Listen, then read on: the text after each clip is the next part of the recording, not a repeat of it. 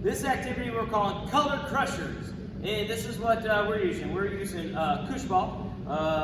And so we got this from US Games, or you can use a foam coated ball, just a foam ball, fleece ball, anything that you want to use for your kids to throw that they can grip onto. We're using bullet pins, and these are kind of our lighter ones. This is why we went with the smaller ball. No sand inside these. Some poly spots underneath those, so when they fall, the kids know where to put them. And then we're using our cubes that I've used in a video or two on here.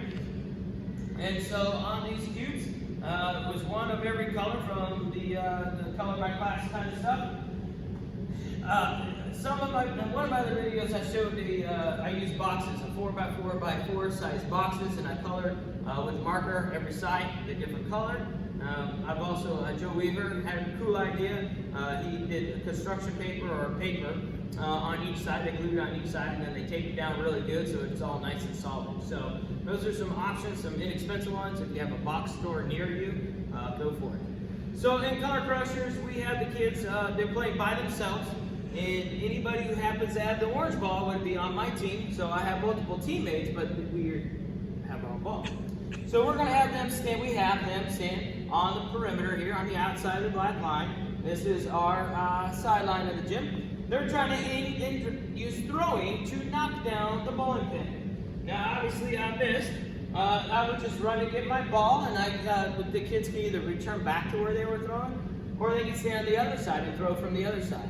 Up to you, how you would like to do. Anytime the bowling pin does fall down, let's say my ball knocked this down, I stand it back up, I go get my ball, then I go to the set of cubes. We put 6 on this side and we had 6 on the other. It seems to be a good number for us. You're going to need to adjust that depending on your class sizes. And so I find one cube that's not my color face up and turn the cube face up. I'm orange, so the orange goes up.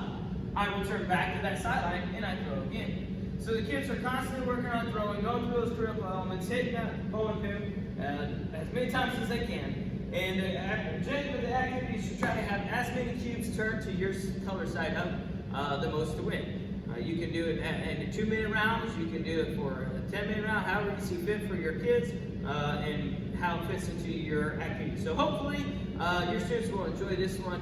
I'm Coach Pirillo, reminding you,